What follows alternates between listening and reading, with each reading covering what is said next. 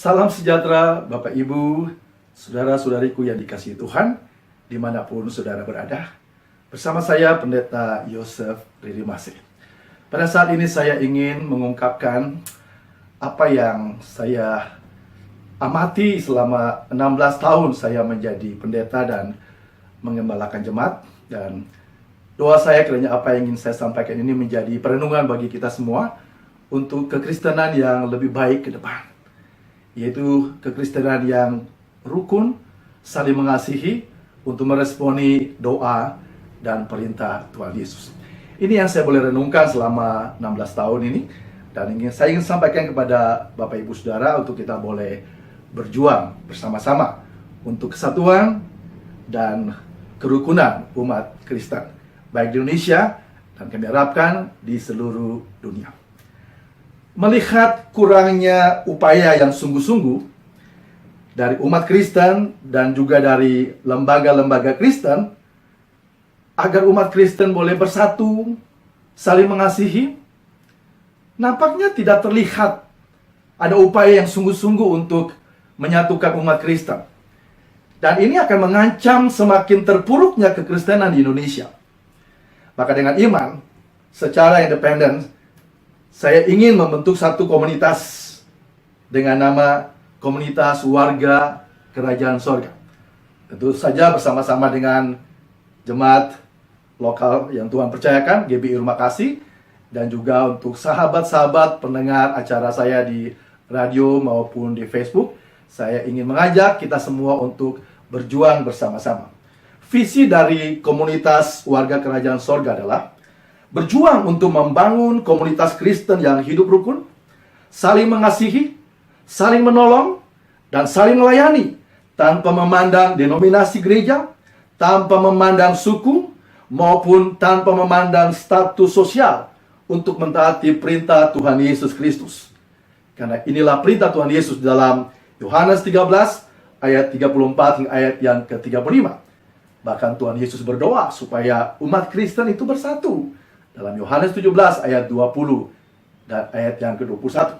Nah, untuk menjalankan visi Tuhan ini, Tuhan ingatkan saya untuk tidak boleh meminta-minta dana, bikin proposal. Tuhan ingatkan saya harus mengandalkan Tuhan.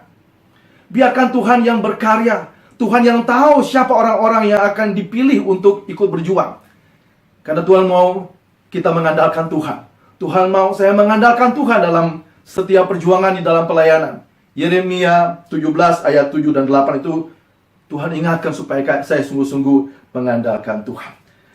Bapak Ibu Saudaraku yang dikasih dalam Tuhan, saya percaya bahwa kalau Tuhan berjanji menyertai, Tuhan pasti menyertai. Dan Tuhan juga ingatkan saya untuk di dalam perjuangan ini belajar untuk mencukupkan diri dengan apa yang Tuhan percayakan. Dan kembangkan saja setiap talenta karunia. Jadi jangan berharap kepada manusia, termasuk juga jangan berharap kepada pemerintah, tetapi sungguh-sungguh mengandalkan Tuhan dan menaruh harapannya kepada Tuhan. Dan kita akan melihat bagaimana campur tangan Tuhan di dalam perjalanan ini. Tuhan ingatkan saya juga dalam Ulangan 8 ayat 18 dan Ibrani 13 ayat 5. Supaya kita mencukupkan diri dengan apa yang ada. Kita tidak boleh menjadi hamba uang. Kita menjadi hamba Tuhan yang selalu mengandalkan Tuhan. Selama 16 tahun saya menjadi pendeta dan mengembalakan jemaat, saya melihat dan merasakan sendiri bahwa umat Kristen kurang bersatu dan kurang saling mengasihi. Ini terbukti. Sekalipun ada ribuan gedung-gedung gereja yang megah berdiri, tetapi di sekitar kita bisa melihat ada ribuan anak-anak Tuhan yang terlantar, tinggal, bahkan sampai meninggal di jalanan. Saya berani mengatakan demikian. Karena 12 tahun yang lalu setelah 3-4 tahun saya mulai mengembalakan jemaat, sekitar 12 tahun yang lalu mereka datang. Mereka datang ke gereja kami dan mereka katakan bahwa kami dibiarkan. Kami banyak ditolak di banyak gereja. Sebab itu mereka datang untuk minta tempat perteduhan dan puji Tuhan, Tuhan akan saya untuk menolong mereka. Tuhan ingatkan saya di dalam Matius 25 ayat 31 sampai ayat yang ke-46 untuk menolong mereka. Karena apa yang kita lakukan pada orang-orang seperti itu, kita melakukannya kepada Tuhan. Bapak Ibu Saudaraku yang kekasih dalam Tuhan, pengalaman selama 12 tahun terakhir ini, di mana begitu banyak anak-anak Tuhan dan jemaat jalanan Kristen yang datang di gereja GBI Rumah Kasih, memohon tempat perteduhan bagi mereka. Sebagai gembala, Tuhan ingatkan saya tadi dengan firman Tuhan dalam Matius 25 ayat 31 hingga ayat 46. Dan oleh anugerah Tuhan, gereja kami bukan gereja besar. Saya sendiri sebagai gembala tidak digaji di GBI Rumah Kasih, tidak. Bapak Ibu Saudara kasih dalam Tuhan, tetapi oleh anugerah Tuhan, saya melangkah dengan iman. Dan sampai saat ini kami boleh pindahkan hampir sekitar 300-an orang. Dan memang kami banyak fokus pada ibu dan anak-anak yang terlantar di jalanan. Kami banyak fokus pada orang-orang tua. Dan puji Tuhan, saya berdoa supaya semakin banyak. Menurut data dari Badan Pusat Statistik di Jakarta, ada sekitar 30 ribuan anak-anak Tuhan yang terlantar di jalanan. Sementara berdiri gedung-gedung gereja yang megah. Sebab itu Bapak Ibu Saudara kasih dalam Tuhan, pengalaman 12 tahun ini Tuhan pimpin, ada begitu banyak kesaksian, banyak hal-hal yang tidak terpikirkan seperti firman-Nya di dalam 1 Korintus 2 ayat yang ke-9. Kami boleh terus menolong mereka, kebutuhan mereka sampai saat ini. Bahkan di masa-masa pandemi corona ini kita bisa melihat mereka yang bekerja sebagai pemulung, pengamen tidak bisa bekerja. Dan Tuhan punya cara yang ajaib untuk memenuhi segala kebutuhan mereka. Sudah memasuki hampir 3 bulan ini, tapi Tuhan tetap pelihara. Itu satu bukti bahwa Tuhan berjanji menyertai setiap anak-anakmu. Kalau Tuhan katakan bahwa jangan mengandalkan manusia, menaruh harapannya kepada Tuhan, dan Tuhan buktikan bahwa Tuhan menyertai. Dengan pengalaman seperti itulah, maka saya ingin supaya Bapak Ibu Saudara juga kita boleh bersama-sama berjuang. Bapak Ibu, kami bukan saja pindahkan mereka dari jalanan ke rumah-rumah kasih, tetapi kami juga mengurus surat-surat mereka. Puji Tuhan. Puji Tuhan, akhirnya dinas sosial, dinas kesehatan boleh ikut mengambil bagian untuk bersama-sama dengan kami, sehingga kami bisa mengurus surat-surat mereka, akte kelahiran, KTP, BPJS, mengurus KJP, sehingga anak-anak ini akhirnya bisa sekolah. Dan beberapa yang sudah lulus SMA. Dan sampai saat ini ada sekitar 50 atau 60-an anak yang masih sekolah. Kami tidak tahu dari mana dananya. Tetapi saya percaya bahwa Tuhan yang kita percaya dalam nama Tuhan Yesus Kristus, Tuhan yang hidup. Jadi Bapak Ibu Saudara kasih dalam Tuhan, dari pengalaman 12 tahun bersama Tuhan inilah yang menguatkan dan memberanikan saya dan banyak teman-teman untuk bisa berjuang membangun komunitas Kristen yang hidup rukun, saling mengasihi, untuk mengembalikan persekutuan Kristen seperti persekutuan jemaat Kristen mula-mula yang hidup rukun, saling mengasihi, sehingga dari 3.000-an jemaat mula-mula, perhatikan, tidak ada satupun jemaat yang kekurangan, apalagi tinggal di jalanan. 3.000-an itu jemaat yang banyak, tapi jemaat mula-mula memberikan contoh teladan. Tapi kita lihat saat ini banyak gereja yang kaya raya tidak peduli dengan banyak gereja yang susah. Banyak jemaat yang kaya tidak peduli, bahkan dibiarkan terlantar tinggal di jalanan. Kesempatan saat ini, saya ingin mengajak Bapak Ibu Saudara, kita belajar dari jemaat mula-mula, jemaat teladan. Mereka hidup rukun, saling mengasihi satu dengan yang lain. Kita bisa baca di dalam Kisah Rasul 2 ayat 41 hingga ayat yang ke-47, dan juga dalam Kisah Rasul 4 ayat 32 sampai ayat yang ke-37. Seharusnya umat Kristen itu disukai orang dan disukai Tuhan. Dan mereka bukan apa? Karena mereka hidup rukun, saling mengasihi. Nah, ini yang sudah mulai hilang dari gereja-gereja pada saat ini. Sebab itu, melalui kesempatan ini, saya mengajak Bapak Ibu Saudara dimanapun berada, kita bersatu dalam satu komunitas ini, komunitas warga kerajaan sorga. Kita berjuang untuk kekristenan yang rukun, kekristenan yang saling mengasihi, saling menopang, supaya kekristenan menjadi dampak yang besar. Kenapa jemaat mula-mula memberi dampak yang besar sehingga kekristenan menjadi jemaat yang terbanyak di seluruh dunia sampai saat ini? Karena mereka bersatu, mereka saling mengasihi.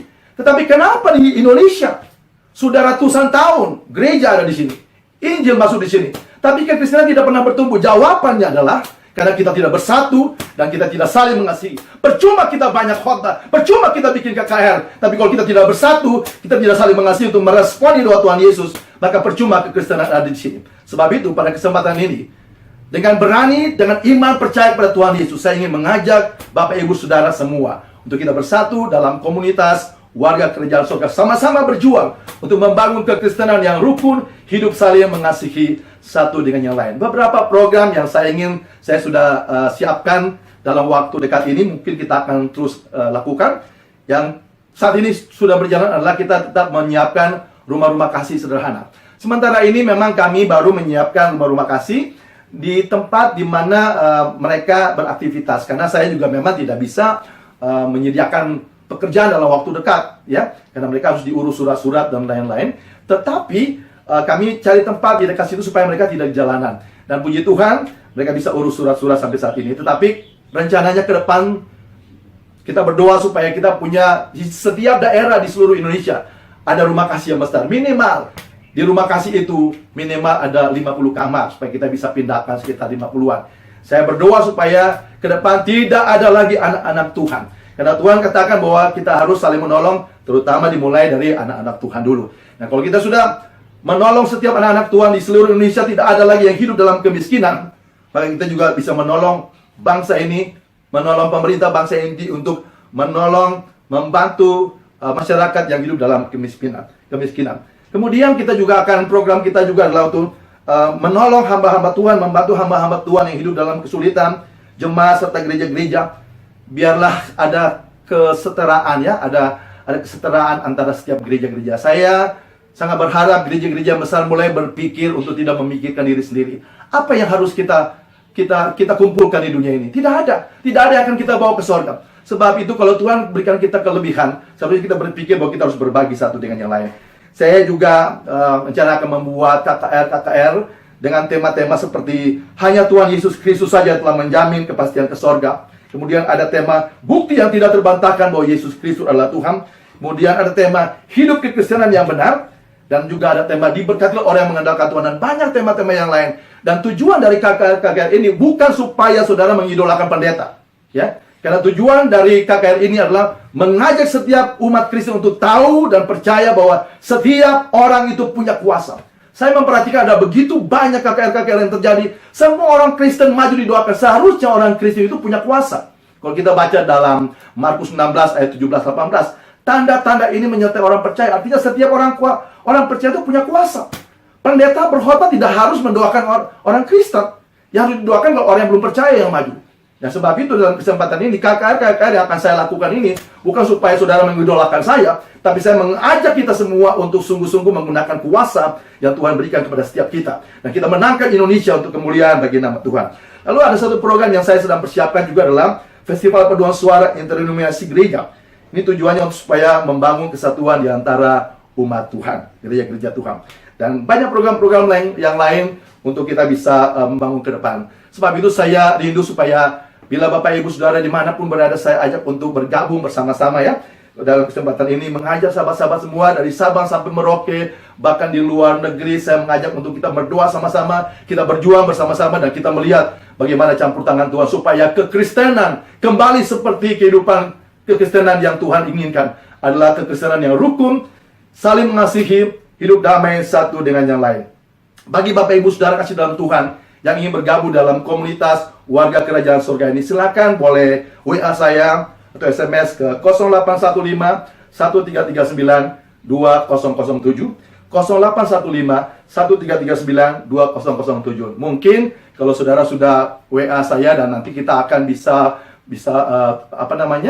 meeting melalui Zoom atau melalui Meet apapun gitu dalam kondisi seperti ini, dan kita mulai berpikir bersama-sama untuk berjuang bersama-sama untuk membangun kekristenan yang rukun, saling mengasihi satu dengan yang lain, supaya dunia melihat bahwa kita adalah anak-anak Tuhan. Kiranya apa yang menjadi kerinduan saya ini juga menjadi kerinduan dari Bapak Ibu Saudara kasih dalam Tuhan, karena saya percaya inilah kerinduan Tuhan Yesus, agar dimanapun umat Kristen berada, kita hidup rukun, damai satu dengan yang lain. Dalam kesempatan ini saya juga ingin mengucapkan banyak terima kasih untuk sahabat-sahabat terkasih yang selama ini bertahun-tahun bersama-sama melayani, sehingga kita sudah menolong begitu banyak anak-anak Tuhan yang terlantar di jalanan. Dan saya juga ingin menghimbau kepada hamba-hamba Tuhan, secara khusus hamba-hamba Tuhan senior, jangan lagi menggunakan mimbar untuk saling mencela hamba-hamba Tuhan yang lain. Mari kita membangun kekristenan yang rukun, supaya dunia melihat bahwa kita adalah anak-anak Tuhan. Doa saya kiranya Tuhan senantiasa menyertai dan memberkati perjuangan kita untuk membangun komunitas warga kerajaan sorga, komunitas Kristen yang sungguh-sungguh berkenan kepada Tuhan. Tuhan Yesus memberkati kita semua. Haleluya, haleluya. Amin.